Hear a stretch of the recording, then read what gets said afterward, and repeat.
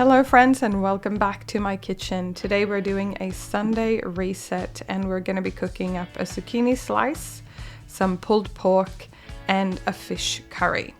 The zucchini slice I've made here on the channel before, and the pulled pork is a first for me, and this fish curry with the ingredients you see on the screen now is one that I've made quite a few times. Obviously all the recipes will be linked below for you, but do know that I modify these as I see fit and depending what I have on hand. Like those mushrooms that needed to be used up, I don't always put mushroom in this curry. We're going to start with the pulled pork, and I'm doing this in my Instapot, which is my new magical device that I sincerely love. And in my last video I christened my Instapot with some cool recipes, so feel free to check that out if you haven't already. But here I'm just mixing up the rub for the pork roast, and the reason I like using pork, both mince, roast and things like that, is that it's a really budget friendly protein. And it can be a little bit messy to cut it up if you don't love handling meat, but obviously it's totally up to you. But do look out, at least here where I live in the south part of Australia, pork is a very affordable protein. So I got this whole pork roast at Aldi here in Australia, and we're just going to get started by cutting this up and removing not all, but a little bit of the fat here on top.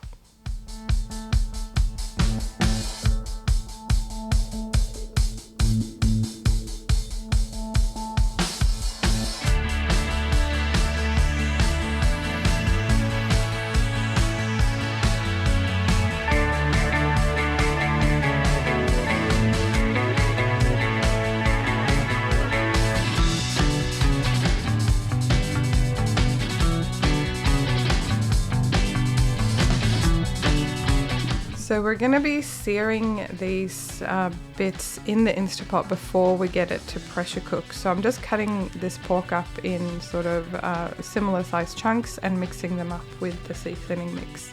Again, you want to take most of the fat off, but not all of it, because it will actually help your pulled pork get pretty juicy if there's a little bit of fat still on there. So obviously do what works for you. And to be honest, sometimes you just have to handle it with your hands. I find that that's easier sometimes.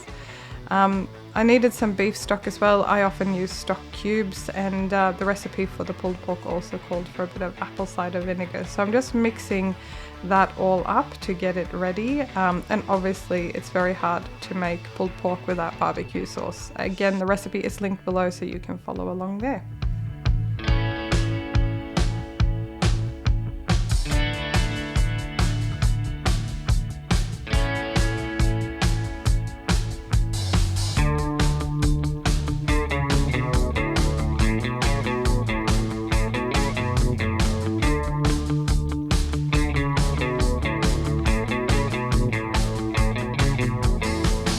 So I've got my Instapot heating up and set to the saute function, and now what we want to do, and this is what you want to do if you're not used to cooking meat of this type, basically you want to brown it very lightly on all the sides, which will lock in the juiciness when you actually go to pressure cook it. So I'm doing about half the batch at a time here, and it's basically just like using a fry pan, but I don't have to dirty another fry pan. So I'm essentially just going over and turning the pieces over just so we get them slightly browned on all sides, and then removing them and doing the rest of the batch.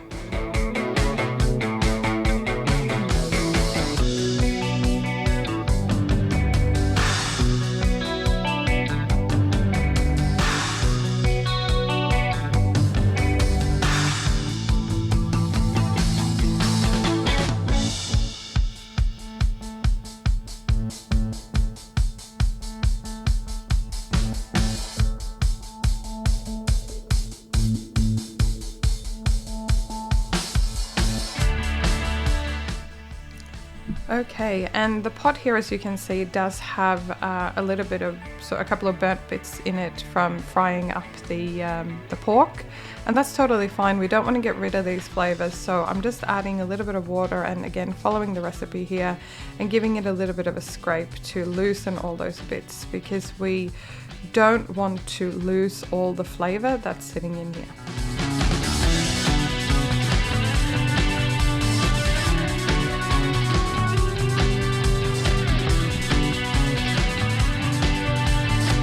And then we're just adding all the meat back in. I've browned all those pieces in there, and then we're adding our yummy sauce mix that I made up from the instructions in the recipe. Because I'm cooking this for the very first time, I actually followed this recipe pretty much precisely, but obviously I'm sure I will modify it slightly as I go and as I make this recipe again, because I definitely will. It was really, really good.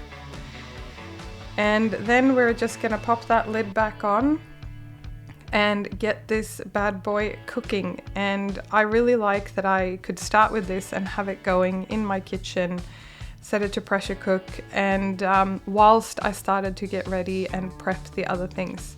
Also at this point I had turned the oven on so that that had preheated, so I could get started on my zucchini slice straight away.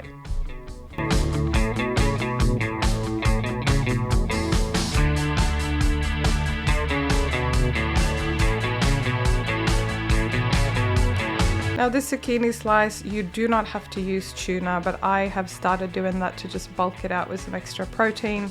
The recipe linked below does not include tuna, but I have done this with tuna, ham, and a few other things. And that's just showing you how much I was able to squeeze out of those, how much liquid I was able to squeeze out of the zucchinis that I grated up. But essentially you want to remove all the moisture that you can, because zucchini, much like cucumber, holds a lot of water and it can make this dish a bit soggy if you haven't done that before. This recipe is super simple. You just literally mix all your ingredients in a bowl and give it a good stir and pop it in a baking dish in the oven for about half an hour, 30-35 minutes or so. And that's it. It's a very, very simple recipe. I vary this up with whatever veggies I have on hand, but the base recipe is linked for you below.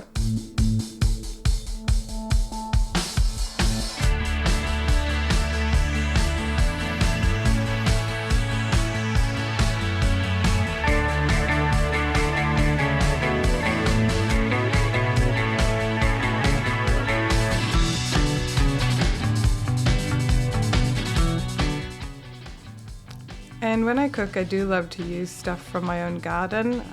In this case, I actually dried this oregano, whatever you call it where you live. I actually dried this not long ago in the oven using the oven drying method. So it's really nice to be able to use some of my own herbs from the garden. And my husband actually really could taste the difference this time, because I sometimes make it with the store-bought one. So it does make a difference, and it's really nice to be able to use things that are growing for free out in my veggie patch. If you haven't seen the video, by the way, of my little home garden setup, I have done a separate video which I will link below here on the channel.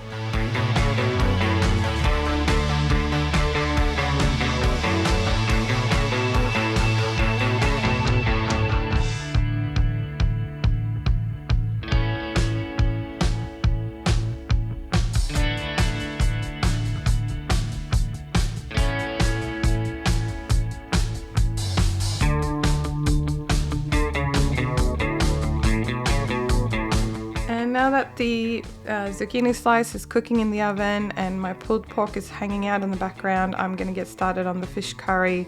I'm using a Dutch oven for this, but you can use any pot or deep fry pan that you have. I also did happen to have fresh garlic on hand, which I don't always do. But I'm just cooking this up now. This is a really, really simple recipe, and I use the curry paste that you can buy ready-made, but obviously if you wanted to, I'm sure you could make your own as well. This is just a really nice quick shortcut. This time I didn't have just coconut milk. I actually ended up using coconut cream, 1 coconut cream, and it turned out really good because I found that it got a lot creamier. It can get a little bit liquidy depending on what coconut milk you use. So I actually think the 1 coconut milk and 1 coconut cream was a really good one for this. Because I hadn't prepared all that well, these vegetables were actually sort of half frozen, and that's totally fine. You can make this with frozen veggies, fresh veggies, or a mix. So it's just gonna simmer now nicely, and we're gonna add a little bit of brown sugar to it. The recipe linked below calls for some other oils and stuff which I didn't have on hand, so I'm just not gonna use them. And that's the cool thing about cooking. Just get creative, use what you have, and you know, do your best.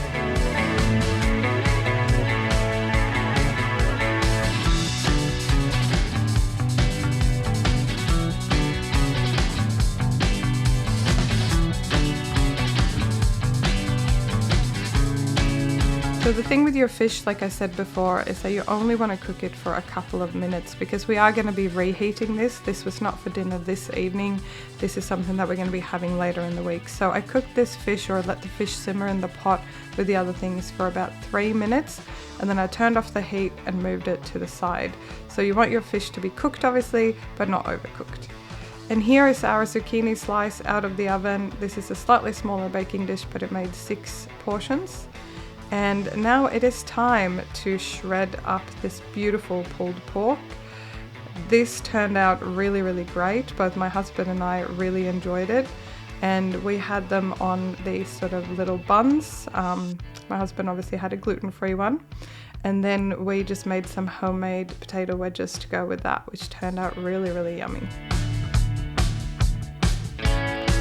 And there you go, a Sunday reset with lots of healthy food that we can eat throughout the week.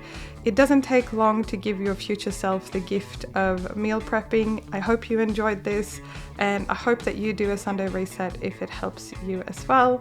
I look forward to see you in the next video.